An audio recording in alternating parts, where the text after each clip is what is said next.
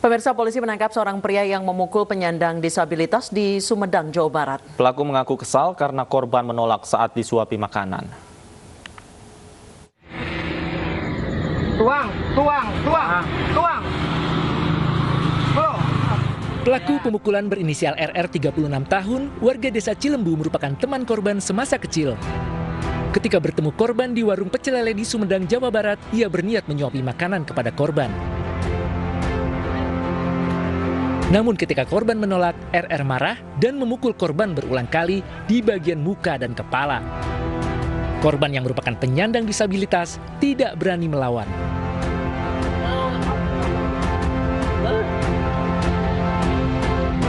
Setelah video penganiayaan viral, jajaran Polsek Cimanggung langsung menelusuri identitas pelaku dan korban dalam video. Petugas kepolisian berhasil mengamankan pelaku di rumahnya. Pelaku kini ditahan di Mapolsek Cimanggung. Kepolisian mengamankan barang bukti berupa pakaian yang digunakan pelaku dan korban.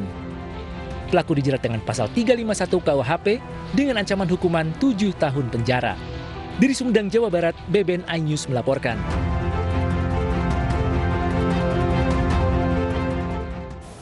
Selengkapnya terkait pemukulan terhadap penyandang disabilitas sudah bergabung bersama kami Kapolsek Cimanggung, Kompol Herdis Suhardiman. Selamat sore, Pak Herdis. Selamat sore. Pak, bisa diceritakan bagaimana kronologis kejadian ini bisa terjadi, Pak? Memang betul ya, di wilayah Cimanggung, kami telah mengamankan satu orang tersangka yang berinisial RR, ya, umur 36 tahun, alamat Desa Cilembu, Kecamatan Pemulihan, Kabupaten Sumedang. Nah, permasalahan yang ada sesuai dengan video yang viral di media, yaitu asal mulanya pada hari Rabu, tanggal 24 Februari 2021, sekitar 23.30, semula korban sedang berada di dekat angkringan pecel lele di wilayah Desa Mangunarga, Kecamatan Cimanggung, Kabupaten Sumedang. Selanjutnya, tiba-tiba datang tersangka, ya.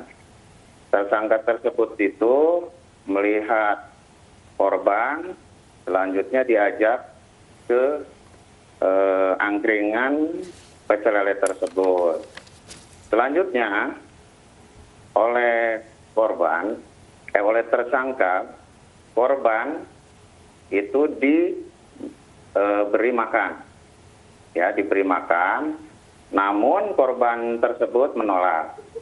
Akhirnya tersangka mungkin merasa kesal dan naik pitam, langsung tanpa alasan apapun si korban tersebut itu dipukuli, yaitu kepala, pipi, dan sekitar mata. Baik. Ya. Pak Herdi, sebenarnya Begitu apa kejadian. yang buat pelaku ini emosi kemudian akhirnya menganiaya korban? Jadi cuma sepele, korban itu tidak mau dikasih atau diberi makan, ya, diberi makan itu tidak mau, menolak, ya. Akhirnya mungkin pelaku itu merasa kesal, ya, akhirnya melakukan penganiayaan dengan memukul tadi bagian muka, kepala, sama itu dekat mata itu, ya. Baik. Sebelum itu, oh iya, lanjut.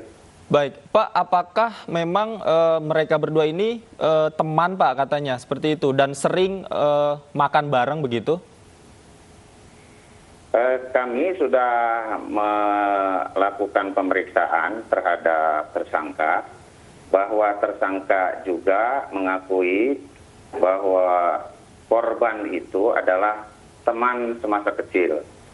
Teman semasa kecil, namun karena udah lama tidak bertemu dengan antara tersangka dengan korban, pertemuan itu atau bertemu di angkringan pecel lele tersebut, gitu. Baik, Pak Herdis, tadi Anda akan menjelaskan kronologi sebelum akhirnya terjadi penganiayaan, boleh kami ketahui, Pak? Kronologisnya? Ya, sebelum akhirnya terjadi penganiayaan, apakah ada perbuatan atau perkataan dari korban yang kemudian memancing kemarahan pelaku hingga menganiaya? Sebetulnya korban ini ada kekurangan mental lah, ya. Jadi dia itu nggak bisa berbicara, ya. Berbicaranya itu agak gagu lah, nggak terlalu bisa lancar berbicaranya, ya. Itu jadi itu memang ya mungkin naik hitam saja lah itu tersangka tersebut.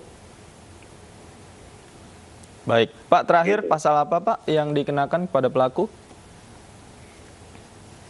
Yang dikenakan kepada pelaku, kami menjerat dengan pasal 351, ya, 351 ayat 1 KUH pidana, ya, dengan ancaman hukuman 2 tahun 8 bulan. Baik, terima kasih Kompol Herdis Suhardiman, Kapolsek Cimanggung, Sumedang telah bergabung bersama kami di iNews Sore. Pemirsa, Gilang Aprilian Nugraha terdakwa kasus fetish bungkus kain jalik di Surabaya divonis 5,5 tahun penjara. Gilang terbukti bersalah melanggar pasal berlapis.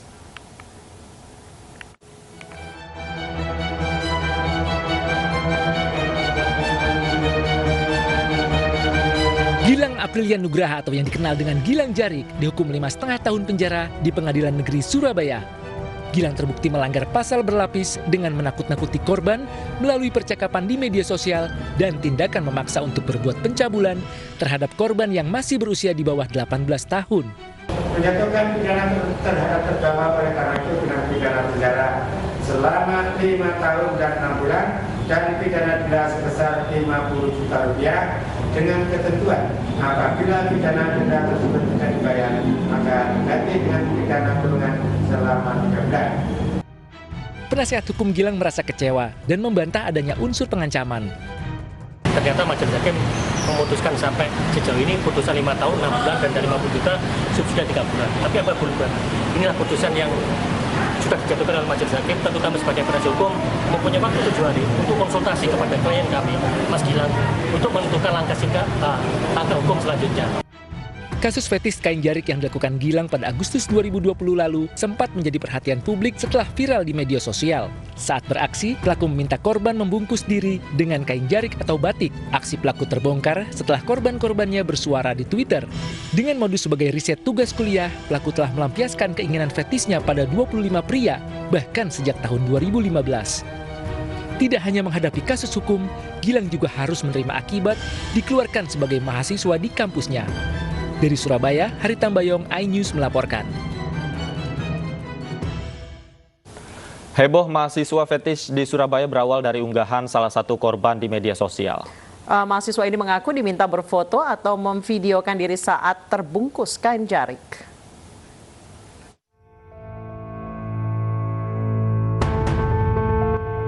Kasus dugaan pelecehan seksual berkedok riset ini menjadi sorotan ketika rekaman video dari seseorang yang mengaku menjadi korban pelaku pelecehan seksual dari mahasiswa di Surabaya viral di media sosial.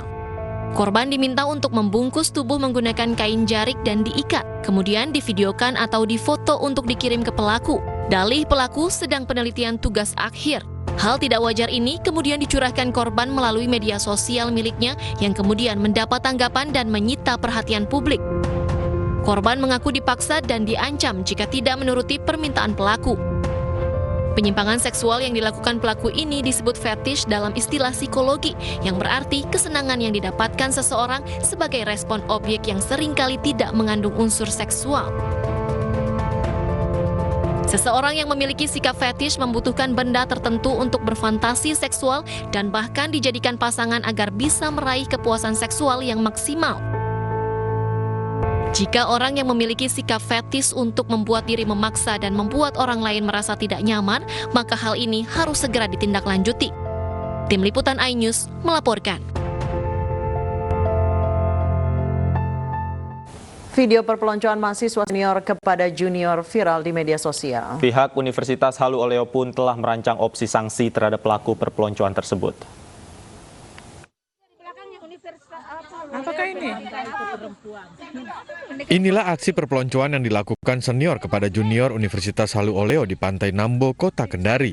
Video ini viral di media sosial dan menuai beragam komentar. Sementara itu, pihak kampus menyatakan tidak bertanggung jawab dan tidak akan memberikan pendampingan hukum jika kasus ini masuk ke ranah pidana. Sanksi kepada mahasiswa yang melakukan perpeloncoan masih akan dikoordinasikan pihak kampus berdasarkan aturan universitas. Staf ahli hukum Universitas Halu Oleo Laode Sarjon mengatakan sanksi tersebut nantinya akan diberikan sesuai dengan hasil temuan pelanggaran yang dilakukan oleh para mahasiswa. Di sana ada opsi teguran tertulis, ada opsi skorsing, ada opsi drop out. Tapi saya kira prosedur apakah sanksi mana yang dipilih itu dilakukan secara berjenjang. Sebelumnya beredar video perpeloncoan mahasiswa Fakultas Keguruan Ilmu Pendidikan jurusan Pendidikan Ekonomi Universitas Halu Oleo saat melaksanakan latihan dasar kepemimpinan. Aksi ini pun mendapat sorotan publik setelah viral di media sosial. Dari Kendari, Sulawesi Tenggara, Muhtarudin, iNews melaporkan.